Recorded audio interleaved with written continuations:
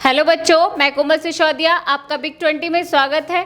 आज से हम स्टार्ट कर रहे हैं 10th क्लास की फिजिक्स का पोर्शन मैं पढ़ाऊंगी साइंस में, और आप जो केमिस्ट्री और बायो का पोर्शन है वो भी आपका अलग टीचर्स कंप्लीट कराएंगे। ठीक है, तो आज से हम फिजिक्स स्टार्ट करते हैं।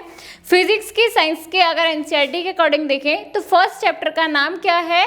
चैप्टर नंबर 9 है लाइट। ठीक है, लाइट में हम दो पढ़ेंगे, रिफ्लेक्शन एंड रिफ्रैक्शन के बारे में। सबसे पहले फर्स्ट ऑफ ऑल हमको पता होना चाहिए लाइट क्या है, इसकी हमें नीड क्यों होती है, किस तरह को हम लुमिनियस नॉन लुमिनियस कैटेगरीज में हम डिवाइड करते हैं, इन सब के बारे में स्टडी करते हैं।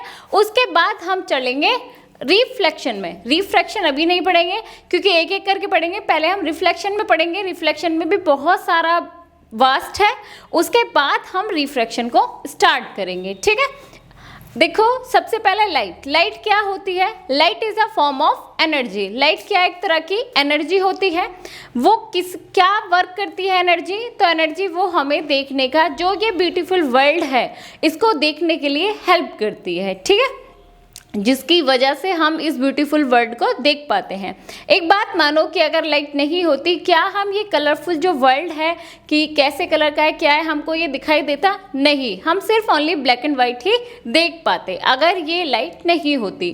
लाइट की हेल्प से ही हम इस ब्यूटीफुल वर्ल्ड को डिफरेंट कलर्स, डिफरेंट थिंग्स को हम देख पाते हैं। ठीक है, तो ये थी हमारी लाइट और इसकी हमको नीड क्यों है। ठीक है, अब इसके आगे चलते हैं जिसको हम लुमिनियस और नॉन लुमिनियस बोलते हैं। लुमिनियस ऑब्जेक्ट्स कौन से होते हैं? जिनके पास अपनी लाइट होती है। जिनके पास अपनी लाइट होती है उनको हम लुमिनियस ऑब्जेक्ट्स बोलते हैं। जैसे कोई भी चीज़ हो सकती है। सबसे बेस्ट लुमिनियस ऑब्जेक्ट कौन सा होता है? सन। ठीक है, सन है, जितने भी स्टार्स हैं इनके पास अपनी लाइट होती है, तो इनको क्या बोलते हैं? ये कौन से हैं? Luminous objects. और भी हैं जैसे कि टॉर्च है, बल्ब है, जितने भी इलेक्ट्रिकल सब्सटेंस होते हैं जिनसे हमें लाइट मिलती है उन सबको भी हम लुमिनियस ऑब्जेक्ट्स ही बोलेंगे। ठीक है, इससे अपोजिट जिनको हम नॉन लुमिनियस ऑब्जेक्ट्स बोलते हैं। नॉन लुमिनियस ऑब्जेक्ट्स कौन से होते हैं? जिनके पास अपनी लाइट नहीं होती है। ठीक है, बेस्ट एग्जाम्पल है मून। मून के पास आप सबको पता है अपनी लाइट नहीं होती है। जब सन की रेस मून पर पड़ती है तब हमको मून दिखाई देता है, ब्राइट दिखाई देता है। तो इसका मतलब मून के पास अपनी लाइट नहीं होती है, वो सन की हेल्प लेकर ही हमको दिखता है। तो मून क्या है? Non luminous object. ठीक है, तो लुमिनियस जिनके पास अपनी लाइट होती है, नॉन लुमिनियस जिनके पास अपनी लाइट नहीं होती है। पहले इन बात को लिखते हैं हम, क्योंकि आपको थोड़े से शॉर्ट नोट्स भी बनाने हैं, जिससे कि जिस टाइम आपका एग्ज़ाम हो तो आप आसानी से जल्दी से अपना रिवीजन कर सको। ठीक है, तो सबसे पहले लिखते हैं लाइट। लाइट क्या है? Light is a form of energy. Light क्या है? एक तरह की ऊर्जा है, एक तरह की एनर्जी है। कौन सी एनर्जी है? जो हमें वर्ल्ड को देखने के लिए हेल्प करती है। ठीक है, तो इसी लाइन को लिखते हैं हम।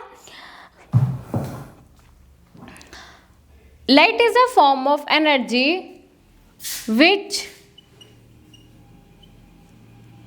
which helps to see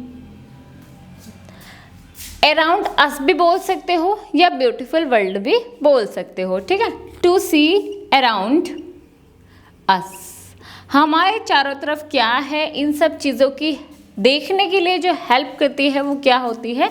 light. ठीक है, समझ में आ गया? अब लाइट करती कैसे है, क्या करती है? तो we detect light with our eyes. हमारी जो भी लाइट होती है वो हमारी आइज से डिटेक्ट होती है। ठीक है, तो वी लाइट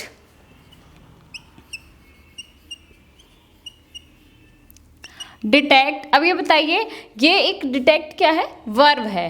अब ये डिटेक्ट जो वर्ब है इसमें एस लगना चाहिए या फिर नहीं लगना चाहिए? ठीक है, वी विद, सॉरी गलत लिख गया एक सेंटेंस ही पूरा। We detect light with our eyes.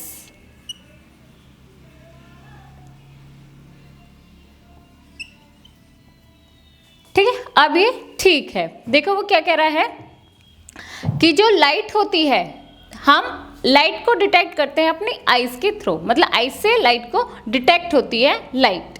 Detect का मीन्स क्या है कि हम जो भी चीज़ें हम देख पा रहे हैं, तो वो कैसी चीज़ें होती हैं, कैसे हम लाइट को डिटेक्ट कर पाते हैं। तो जब भी लाइट को हमें दिखती है, ये चीज़ कोई भी चीज़ है, लाइट से हमें कोई चीज़ दिख रही है, मतलब कोई और कलर्स दिख रहा है, तो इसका मतलब क्या होता है, हम कैसे इस कलर को देख पाते हैं। तो जो लाइट की रेज होती है वो उस थिंग पर पहुंचती है जिसको हम देखना चाहते हैं या जिसको हम देख रहे हैं। कब? जब लाइट होगी तभी ये सब चीज़ें पॉसिबल है, विदाउट लाइट ये सब चीज़ें पॉसिबल नहीं होती हैं। ठीक है, तो इसमें क्या होता है कि जो भी लाइट होती है तो वो पहले उस थिंग पर पड़ेगी, जो भी जिस चीज़ को हम देख रहे हैं, फिर वहाँ से क्या होता है, उससे लाइट ट्रांसफ़र होती है। मान लो जैसे रिफ्लेक्ट होती है वो लाइट। ठीक है, पहले लाइट से जो भी थिंग थी उस पर पड़ी, फिर वहाँ से टकरा कर वो क्या हुई, रिफ्लेक्ट हुई। फिर क्या होता है, रिफ्लेक्ट होकर वो चारों तरफ को स्प्रेड हो जाती है जो भी लाइट होती है। अब हम जिधर साइड खड़े होंगे उधर साइड की जो लाइट डिटेक्ट होकर आई है, जो रिफ्लेक्ट होकर आई है, वो हमारी आइज में एंटर हो जाती है और हम उस चीज़ को देख पाते हैं। जैसे प्रैक्टिकली बताऊं, मानो ये प्लांट है, ये सन है, ये हो गया सन। थोड़ा नीचे बनाते हैं, ये प्लांट ही बना लें, ये हो गया प्लांट। ठीक है, अब कोई भी पर्सन है, मानो ये खड़ा है कोई पर्सन। अब क्या होगा, जो लाइट है, जो सन के रेज निकली है, वो इस ट्री के ऊपर पड़ेंगी। ठीक है, और ये इस पर पड़ने के बाद फिर ये चारों तरफ को क्या हो जाएंगी, रिफ्लेक्ट। ठीक है, अब रिफ्लेक्ट होने के बाद अगर इधर साइड कोई पर्सन है तो उनको भी दिखाई देगा, नहीं है तो कोई इफेक्ट नहीं पड़ेगा। ये जो इधर साइड को रिफ्लेक्ट हुई है, ये इसके आइज पर क्या करेगी, एंटर करेगी, और आइज पर एंटर करने के बाद फिर हम इस चीज़ को देख पाएंगे। ठीक है, जो भी हम कलर की जो भी चीज़ें हम देख पाते हैं। ठीक है, तो जिसकी वजह से हम इस ऑल ओवर वर्ल्ड को अच्छी तरह से देख पाते हैं, ब्यूटीफुल वर्ल्ड को। समझ में आ गया लाइट क्या होता है, लाइट क्या करती है वो भी बता दिया, कैसे रिफ्लेक्ट होती है ये भी बता दिया। अब इससे आगे चलते हैं लुमिनियस और non luminous objects. First heading डालिए लुमिनियस। Luminous objects. अब बताओ लुमिनियस ऑब्जेक्ट्स कौन से होते हैं, जिनके पास अपनी लाइट होती है। ठीक है, तो इस चीज को ही लिखेंगे,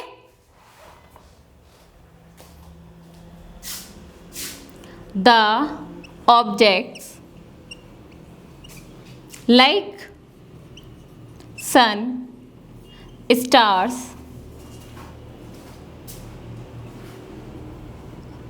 और भी है बल्ब,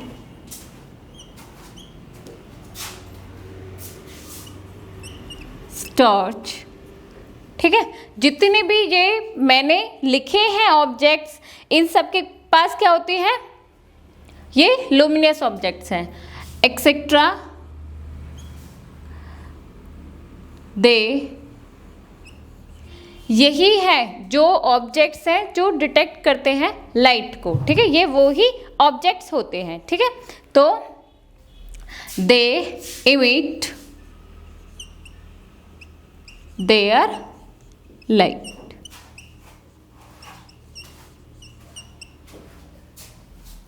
ये क्या करते हैं, अपनी लाइट को इमिट करते हैं, मतलब फैलाते हैं अपनी लाइट को। फिर इमिट होने के बाद जो भी चीज़ें होती हैं, जो नॉन लुमिनियस ऑब्जेक्ट्स होते हैं वो देख पाते हैं, या फिर वो नॉन लुमिनियस ऑब्जेक्ट्स को हम देख पाते हैं, उनको जिनके पास अपनी लाइट नहीं होती है। ठीक है, तो दे डिटेक्ट देयर लाइट, इनको क्या बोलेंगे, luminous objects.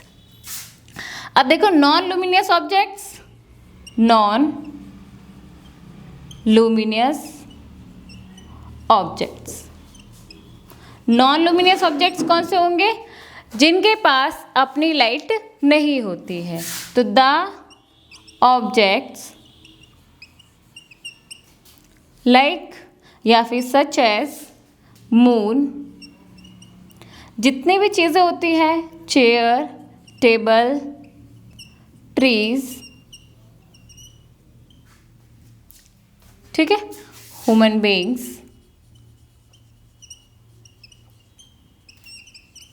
Etcetera, which do not emit on light।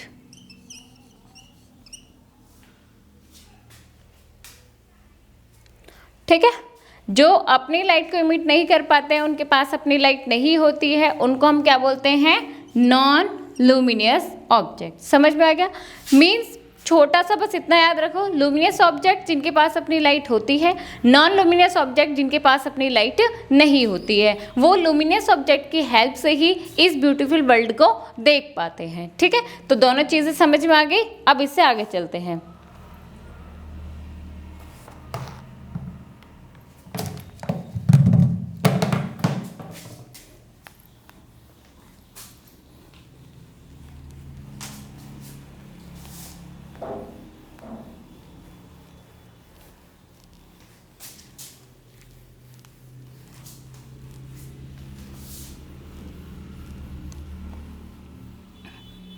अब देखो लाइट कैसे हेल्प करती है। तो लाइट कैसे हेल्प कर पाती है कि कोई भी चीज़ होती है, पहले उसकी लाइट, इंसिडेंट लाइट जो लुमिनियस ऑब्जेक्ट से आती है, वो उस ऑब्जेक्ट पर पड़ेगी जिसको हम देखना चाहते हैं। ठीक है, तो उस पर पड़ने के बाद फिर वो वहाँ से क्या होती है? रिफ्लेक्ट होती है। रिफ्लेक्ट होने के बाद एंटर इन अवर आइज, हमारी आइज में एंटर होती है, तब हम उस चीज़ को देख पाते हैं। जब वो वहाँ से अगर रिफ्लेक्ट करेगी, अगर रिफ्लेक्ट नहीं करेगी लाइट, सारी लाइट एंटर हो जाएगी, तो हम उस चीज़ को नहीं देख पाएंगे। समझ में आ गया? जब तक लाइट रिफ्लेक्ट नहीं होती हम नहीं देख पाएंगे। रिफ्लेक्ट होने के बाद हमारी आइज के अंदर एंटर होगी। अगर लाइट वहाँ से रिफ्लेक्ट नहीं होती तो हमारी आइज में एंटर नहीं करेगी, हम उस चीज़ को नहीं देख पाएंगे। तो लुमिनियस, नॉन लुमिनियस समझ में आ गया। अब इससे आगे चलते हैं। अब एक शब्द और याद रखना कि जो लाइट है वो कैसे ट्रेवल करती है। स्ट्रेट लाइन में चलती है, कर्व लाइन में चलती है, सर्कल में चलती है, ओवल, कैसे लाइन, कैसे शेप में चलती है वो। तो जो लाइट है हमेशा स्ट्रेट लाइन में, आप कभी भी यहाँ से टॉर्च मारोगे, ऐसा तो नहीं है कि वो यहाँ से वाइब्रेट होकर जा रही है, अप एंड डाउन करके चल रही है। वो हमेशा कैसे चलती है कि स्ट्रेट लाइन पर चलती है। तो light can travel in a straight line, कि लाइट जो है वो स्ट्रेट लाइन में ट्रेवल करती है। उसको ये नहीं है, वो अलग है कि तुमने क्या रखा है। मानो आप किसी वाटर के अंदर लाइट को, टॉर्च को इस तरह से उस पर मार रहे हैं, तो उसमें क्या होगा, आपको इस तरह से दिखाई देगा। अगर आप उस पानी को मतलब फ्लोइंग कर रहे हो, बह रहा है या कुछ भी चीज़ें, मानो से तुम छेड़छाड़ कर रहे हो, अगर किसी वाटर के साथ उसे हिला रहे हो कैसे भी, तो फिर क्या होगा, लाइट आपको वाइब्रेट होती है। क्योंकि जैसे आपने, वो तो स्ट्रेट जा रही है, आपने किसको चलाया है? वाटर को। तो इसलिए वाटर का फ्लोइंग हो रहा है, ना कि लाइट का। लाइट हमेशा एक स्ट्रेट लाइन पर ही फ्लो करती है। ठीक है, जो चलती है उसका ट्रेवल जो है वो एक स्ट्रेट लाइन है। तो इसको भी लिख लेना एक पॉइंट को, light travel in a straight line. ठीक है, अब इससे आगे चलते हैं। इससे आगे डालिए नेचर ऑफ लाइट। उसी में लिख लेना पहले जो इंट्रोडक्शन मैंने बताया है, नेचर ऑफ लाइट। लाइट का नेचर कैसा है? तो बताओ लाइट का नेचर कैसा होता है? लाइट का नेचर डुअल नेचर है। कैसा है? Dual nature. डुअल का मीन्स क्या होता है? जो दो तरह से वर्क करता है उनको हम डुअल नेचर बोलते हैं। कैसे? डुअल का मीन्स हो गया कि लाइट एक पार्टिकल की तरह भी बिहेव करती है या फिर वो चलती है, और लाइट एक वेव की तरह भी बिहेव करती है, लाइट एक वेव की तरह भी चलती है। तो लाइट ने देखो दो तरह से वर्क किया, पार्टिकल की तरह भी किया और वेव की तरह भी करा, दो तरह से करा। इसलिए हम बोलते हैं कि लाइट का नेचर कैसा है? डुअल नेचर है। समझ में आ गया? इस बात को अब हम लिखते हैं कि डुअल नेचर हम कैसे इसको बोलते हैं।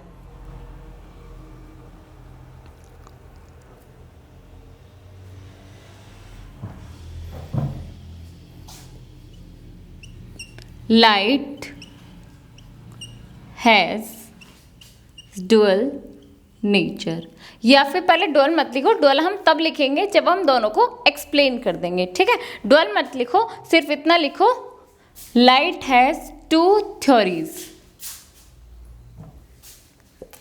Light has two theories about the nature of light. Light के नेचर पे उसने क्या है, दो थ्योरीज उसमें दी है. कौन कौन से दी है? एक पार्टिकल की और एक वेव की. तो फर्स्ट लिखिए, फर्स्ट क्या है इसमें? Wave theory of light. First क्या है? Wave theory of light.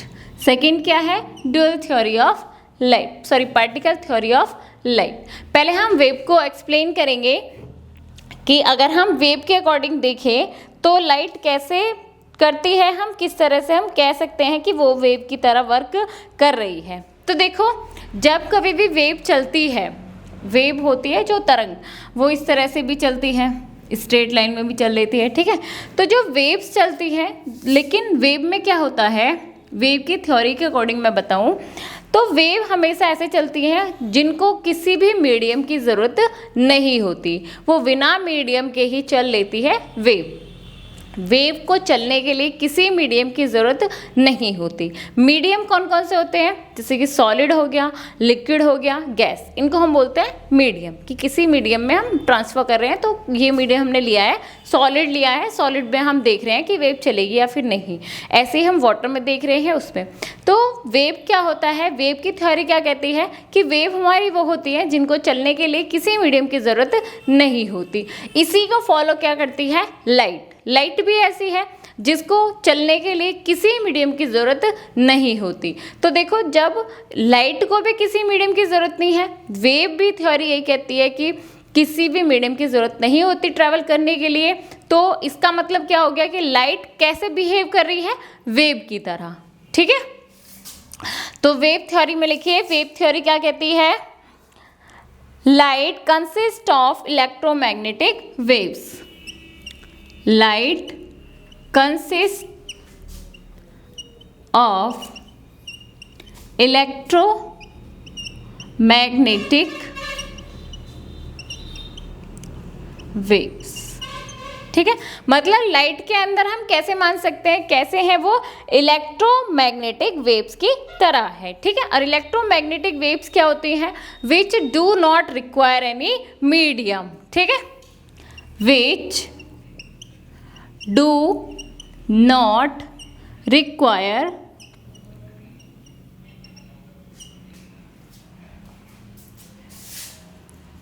any medium. ठीक है, और मीडियम अभी बताए थे मैंने, मीडियम कौन कौन से होते हैं? सॉलिड, लिक्विड और गैस. ठीक है, सॉलिड,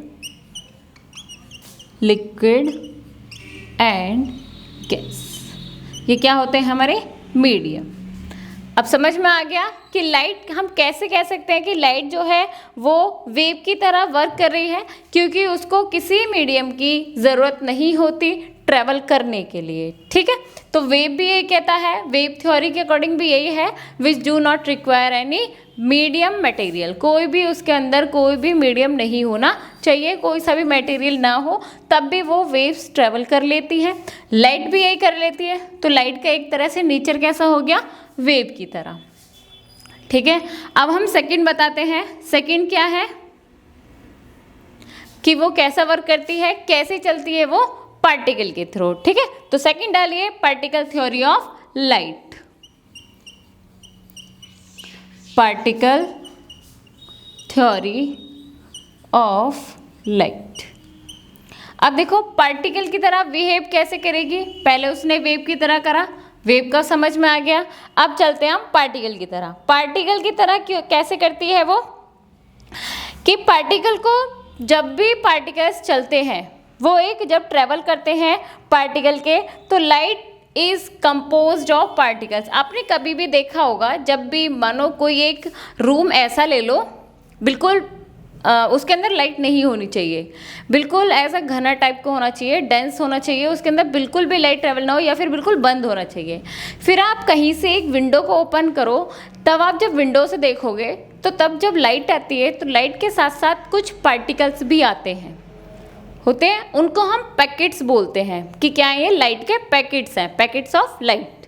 तो वो जो डस्ट पार्टिकल्स होते हैं उन्हीं को हम पार्टिकल्स की थ्योरी बोलते हैं कि लाइट क्या है, light composed of particles, light के अंदर पार्टिकल्स भी होते हैं, ठीक है। तो light is composed of, light is composed of particles,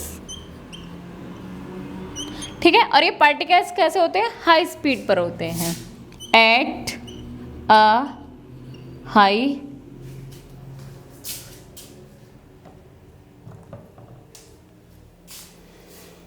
light is composed of particles. अच्छा पहले ट्रेवल तो कर दो, travel at a high speed which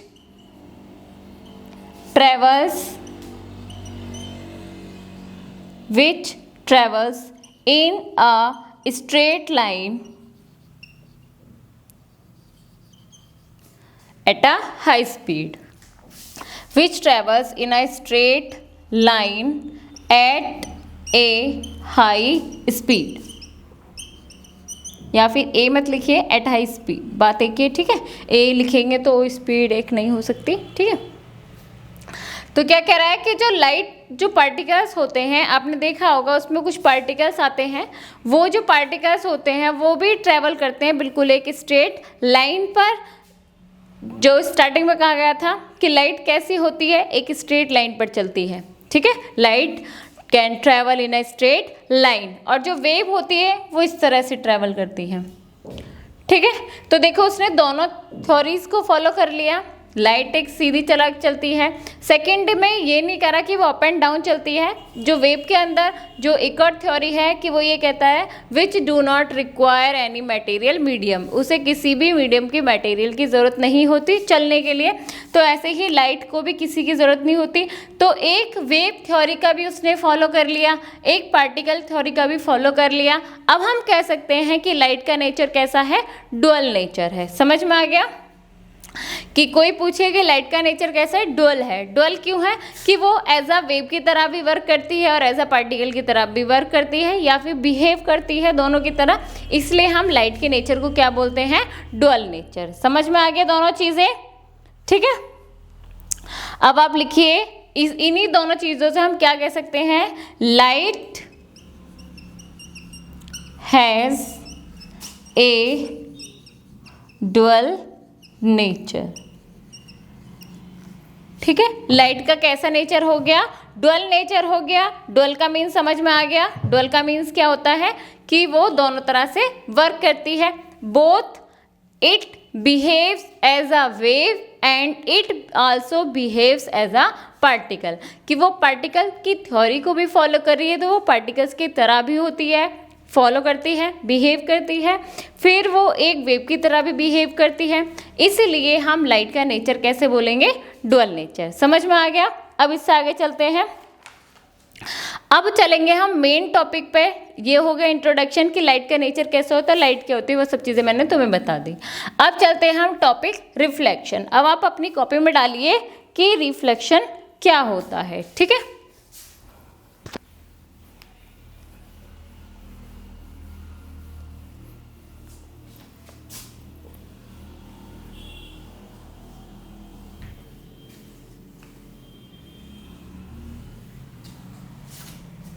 अब डालिए टॉपिक रिफ्लेक्शन। क्या डालोगे, रिफ्लेक्शन, ना कि फ्रैक्शन, ठीक है। पहले हम रिफ्लेक्शन पढ़ेंगे। रिफ्लेक्शन होता क्या है, रिफ्लेक्शन हम जब बोलते हैं कि कोई भी लाइट हो, हमने किसी लाइट को हम अगर किसी भी सरफेस पर उसको मतलब डाल रहे हैं, मानो जैसे मैं एक टॉर्च लूँ, मैं इसी सरफेस पर अगर डालती हूँ, फिर वो क्या होगी, लाइट जिससे मैंने डाली है, जैसे मैंने डाली है उसी बिल्कुल सेम वे में अपोजिट साइड में जाकर वो रिटर्न हो जाती है, मतलब बैक हो जाती है, ठीक है।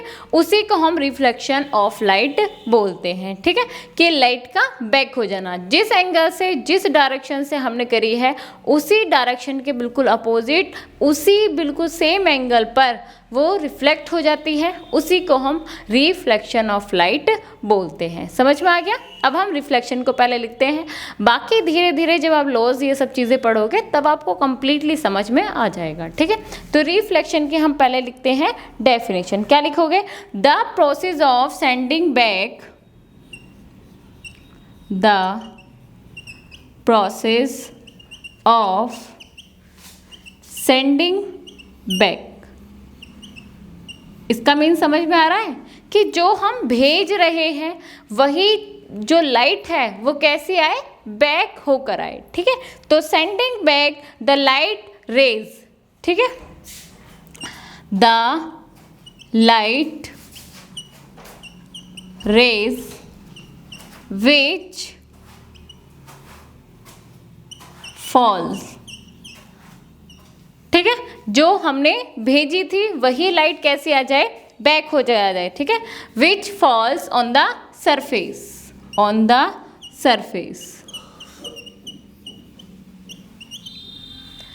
इसी को हम रिफ्लेक्शन ऑफ लाइट बोलेंगे। किसको बोलेंगे? The process of sending back. जो लाइट हम भेज रहे हैं वही लाइट बैक होकर आएगी, और किससे आएगी? जिस सरफेस पर हमने भेजी है। ठीक है, which falls on the surface of an object. किसी भी ऑब्जेक्ट की अगर लाइट है तो उस लाइट को रिटर्न होकर आने को ही हम क्या बोलते हैं? Reflection of light. तो means is called reflection of light. Reflection समझ में आ गया? रिफ्लेक्शन क्या होता है कि जिस एंगल से हम लाइट को किसी सरफेस पर डालते हैं, किसी ऑब्जेक्ट की लाइट किसी सरफेस पर हमने डाली है, वो लाइट बिल्कुल बैक होकर रिटर्न होकर वो मिले, वो उसी डायरेक्शन में, उससे अपोजिट डायरेक्शन में उतने ही एंगल पर आए, उसी को हम रिफ्लेक्शन ऑफ लाइट बोलते हैं। समझ में आ गया? तो इसका मेन डायग्राम भी आप बना सकते हो, जैसे कि आप ये एक्सपेरिमेंट घर पर भी कर सकते हो। ये मानो ये हो गया आपका मिरर। ठीक है, आप क्या करोगे? इस लाइट को इस तरह से आप टॉर्च को इस पर डालना। ठीक है, फिर आपको खुद देखना, आप जिस एंगल से आप डालोगे उसी एंगल से आपको वो लाइट रिटर्न मिलेगी। तो इसी को जो भी हमने सेंडिंग लाइट भेजी है वही बैक होकर आना, उसी को हम रिफ्लेक्शन ऑफ लाइट बोलते हैं। ठीक है, मेन एग्जांपल भी मैंने आपको बता दिया। अब एक चीज़ याद रखो, बेस्ट कौन सा होता है? जो सिल्वर मेटल होता है। ठीक है, वो एक बेस्ट रिफ्लेक्टर है। मीन्स जितनी आप लाइट उस पर डालोगे वो बिल्कुल भी एब्जॉर्ब नहीं करता, कंप्लीट लाइट को रिटर्न कर देता है। ठीक है, तो लिखना silver metal is the best reflector of light। ठीक है, लाइट का बेस्ट रिफ्लेक्टर क्या होता है? सिल्वर। इसलिए जो मिरर होते हैं जिनमें हम अपनी इमेज देखते हैं उनके पीछे सिल्वर मेटल की परत लगी होती है। ठीक है, उसके बाद वो लगा कोटेड चढ़ी होती है कि पहले सिल्वर मेटल की होती है, फिर रेड कलर की होती है, फिर उसके बाद कोई भी कलर, अदर कलर आप कर सकते हो।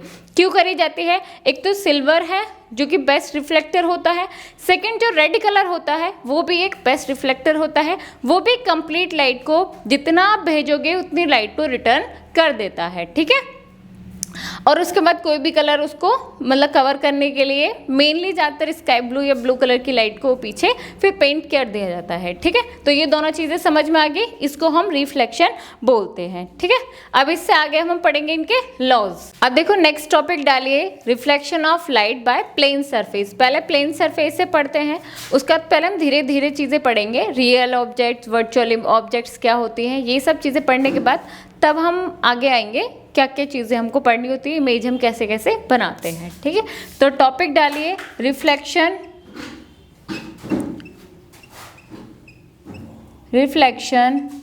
Of light on plane surface. ठीक है, प्लेन सरफेस को आप क्या बोल सकते हो? मिरर भी बोल सकते हो। ठीक है, तो प्लेन मिरर भी हम लिख सकते हैं कि हम जो भी रिफ्लेक्शन कर रहे हैं अब कहाँ पर करके देख रहे हैं? मिरर पर। ये आप घर पर भी कर सकते हो, बेस्ट है ये आपके लिए रिफ्लेक्शन जानने के लिए कि रिफ्लेक्शन होता है या नहीं होता है। तो इस चीज़ का आप घर पर भी अपने आप एक्सपेरिमेंट कर सकते हो। तो देखो, जो मैंने अभी आपको डायग्राम बताया था, पहले वही डायग्राम को हम ड्रॉ कर लेते हैं कि ये क्या है, एक मिरर है, ये क्या है जो हमने रेज डाली है, ये क्या है जो हमको रिफ्लेक्ट होकर मिली है। बीच में एक और चीज़ें होती हैं, उसको भी मैं बताऊंगी क्या होता है, ठीक है। अब हम एक एक चीज़ करके जानते हैं।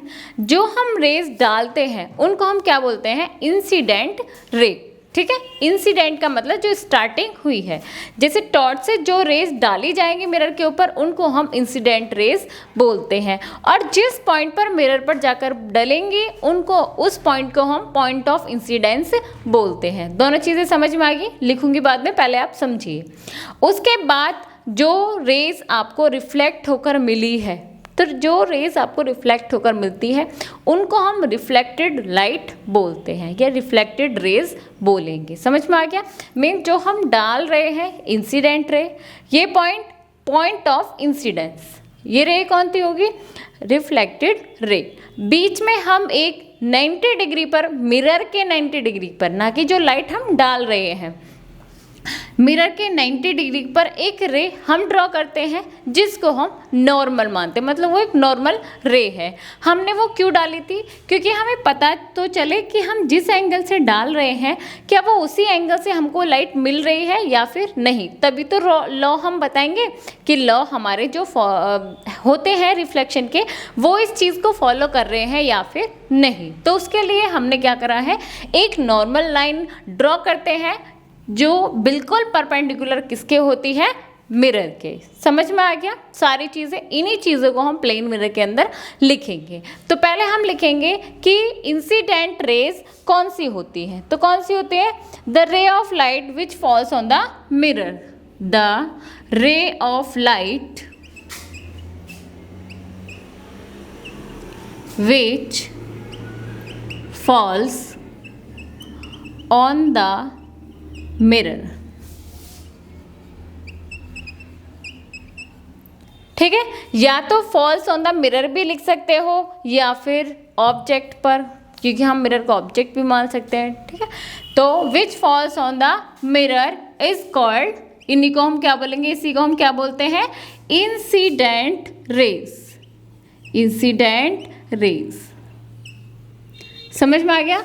जिन रेज को हम डालेंगे उनको हम इंसिडेंट रे बोलते हैं। फिर ये इंसिडेंट रे इस मिरर पर जिस पॉइंट पर पड़ेंगे उसको हम पॉइंट ऑफ इंसिडेंस बोलेंगे, ठीक है। तो सेकेंड लिखिए, पॉइंट ऑफ इंसिडेंस किसको बोलेंगे, the point eight which, the point eight which light falls on the mirror, ठीक है।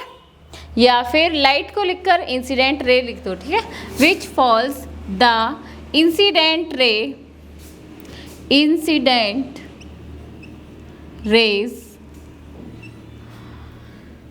The point eight which the incident raise fall on the mirror,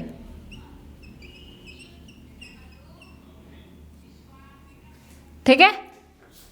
which the point eight which the incident ray fall on the mirror, इसी को हम क्या बोलेंगे, is called point of incidence. समझ में आ गया पॉइंट ऑफ इंसिडेंस क्या होता है। इंसिडेंट पॉइंट, इंसिडेंट रेज किसको बोलते हैं, इनको आप मार्क भी कर लिया करो कि हमने ये किसकी डिफाइन हम कर रहे हैं। इससे क्या होता है, आपके जो नोट्स होते हैं पढ़ने में आपको थोड़ी सी इजी हो जाता है, क्योंकि आप सिंपल आपको दिखाई देगा पॉइंट ऑफ इंसिडेंस है तो आप तुरंत इसकी डेफिनेशन को कर लोगे लर्न, ठीक है। अब हम चलते हैं रिफ्लेक्टेड रे। तो जो बैक होकर आई है उसी को हम क्या बोलते हैं, रिफ्लेक्टेड रे, ठीक है। तो रिफ्लेक्टेड रे का लिखिए क्या होता है, the ray of light which is sent back, the ray of light which Saint back by the mirror.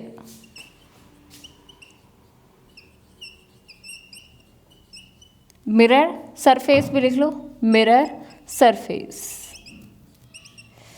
समझ में आया? जो रे हमने भेजी थी वही सेंट बैक होकर आ जाए मिरर से, उसी को हम क्या बोलेंगे? Reflected ray is called reflected ray. सारी चीज़ें समझ में आ रही हैं? इसी डायग्राम को सिर्फ हमको सारी चीज़ें बतानी है कि जो हम भेज रहे हैं उसे क्या बोलते हैं, बैक होकर आ रही है उसे क्या बोल रहे हैं, जहाँ पर डल रही है उस पॉइंट को क्या बोलते हैं। अब क्या करेंगे, एक नॉर्मल लाइन को हम ड्रॉ करते हैं जो 90 एंगल बनाती है मिरर से, ठीक है। तो the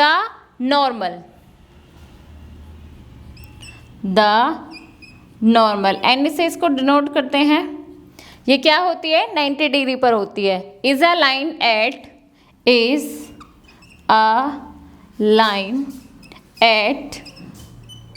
right angle to the mirror is called. जो नॉर्मल लाइन होती है इसको 90 डिग्री पर होती है वो, ठीक है, इज कॉल्ड नॉर्मल लाइन लिख दो।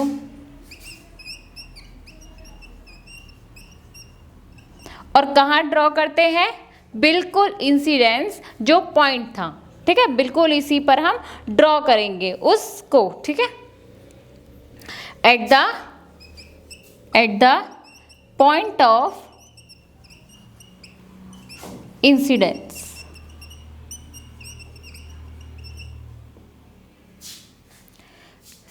समझ में आ गया?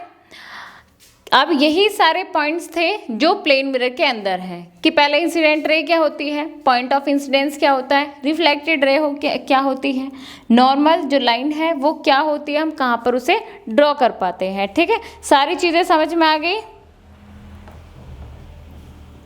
अब देखो हमने यहाँ से जो भी चीज़ें ऑब्जर्व कर रहे हैं उन चीज़ों को हम लॉ में कन्वर्ट कर देते हैं। कैसे? जब हमने ये नॉर्मल लाइन को ड्रॉ करा तब हमने देखा ये वाला एंगल और ये वाला एंगल दोनों चीज़ें बिल्कुल इक्वल थी, ठीक है। तो इसलिए हमने क्या कहा, उसको सेकेंड लॉ हमने बता दिया। सेकेंड हमने क्या देखा था कि जो इंसिडेंट रे होती है और जो नॉर्मल रे होती है और जो रिफ्लेक्टेड रे होती है, तीनों की तीनों एक सेम प्लेन पर होती है। देखो सेम ही प्लेन पर है, एक पॉइंट पर है, तो इसी को हमने लॉ ऑफ रिफ्लेक्शन का फर्स्ट लॉ बताया, ठीक है। तो जो इससे ऑब्जर्व किया उसको हम नेक्स्ट में लिखेंगे लॉज डालकर, ठीक है। तो ये चीज़ें आपको समझ में आ गई, reflection of light plane mirror पर।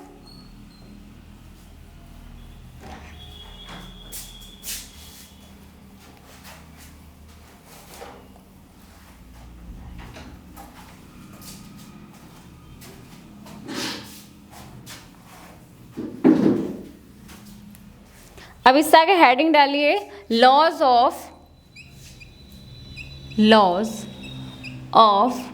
Reflection of light. लाइट के क्या क्या लॉज होते हैं इनके बारे में हम स्टडी करेंगे। कितने लॉ होते हैं?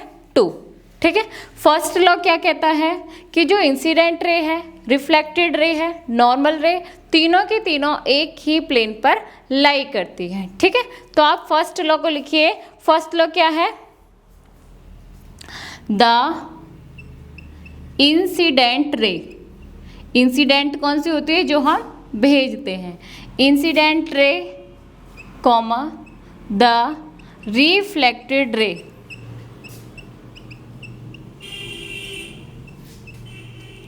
एंड द नॉर्मल, ठीक है। Normal all lie on the same plane. एक ही प्लेन पर सारे के सारे लाई करेंगे एक जगह पर। आपने देखा था उसमें तीनों की तीनों, इसको इंसिडेंट रे बोलते हैं, ये रिफ्लेक्टेड रे, ये नॉर्मल, तीनों की तीनों एक ही प्लेन पर कर रहे हैं, तो इसी को हम फर्स्ट लॉ ऑफ रिफ्लेक्शन बोलते हैं, ठीक है। समझ में आ गया? अब देखो सेकंड क्या कहता है कि जो एंगल बन रहा है नॉर्मल से, इंसिडेंट रे से, और जो नॉर्मल से और रिफ्लेक्टेड रे से एंगल बन रहा है, दोनों कैसे हैं? इक्वल। तो सेकेंड लॉ क्या कहता है? The angle of incident is equal to the angle of reflection।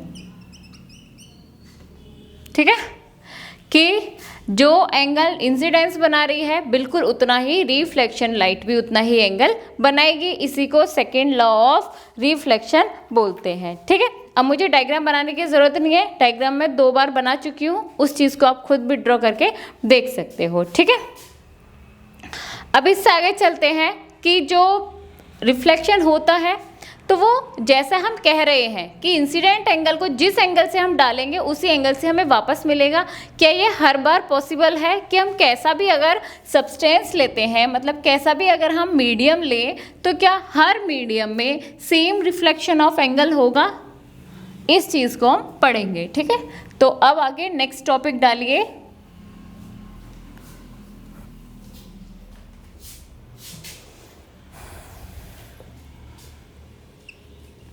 Regular reflection and diffuse reflection. ठीक है, ऑफ लाइट आगे लिख लेना। मेन टॉपिक हमारे ये है कि रेगुलर रिफ्लेक्शन कैसा होता है और डिफ्यूज रिफ्लेक्शन कैसा होता है। पहले मैं इसका डायग्राम बनाती हूँ। ये हमने क्या लिया है? मिरर।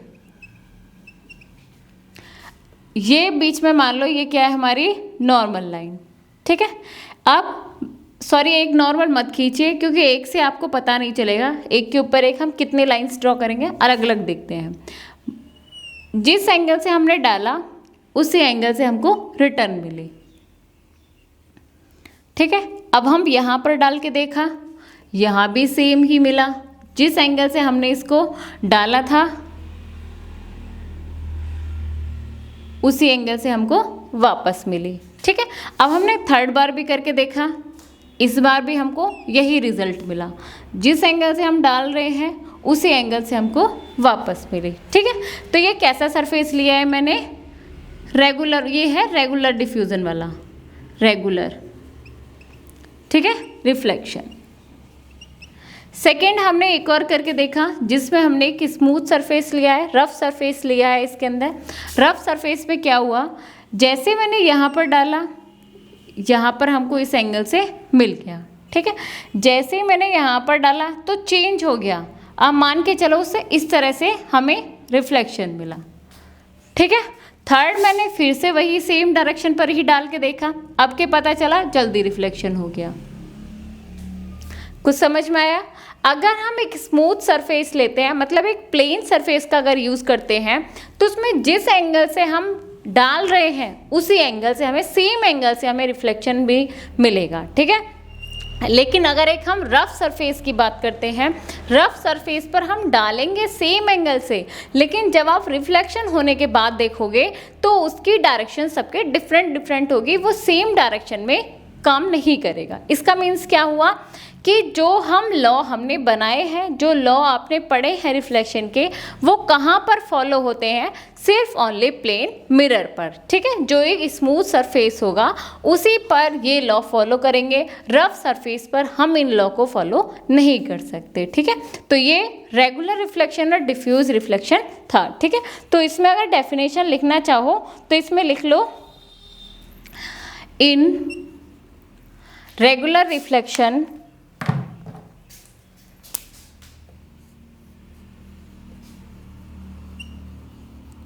रेगुलर रिफ्लेक्शन, हम रेगुलर रिफ्लेक्शन में क्या दिखा है? A parallel beam of light. अब ये देखो, बीम हम किसको बोलते हैं? बीम ऑफ लाइट का मीन्स क्या है? जहाँ पर बहुत सारी लाइट्स हम डालते हैं उसको हम बीम ऑफ लाइट बोलते हैं। ठीक है, parallel beam of light is reflected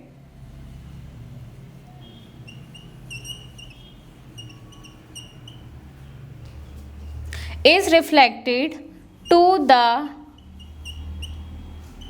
same angle. देखो जो रेगुलर रिफ्लेक्शन में आपने क्या देखा, एक पैरेलल बीम ऑफ लाइट, एक पैरेलल इंसिडेंट लिख लो क्योंकि जो हम चीज़ें डाल रहे हैं उसको हम इंसिडेंट बोलते हैं, ठीक है।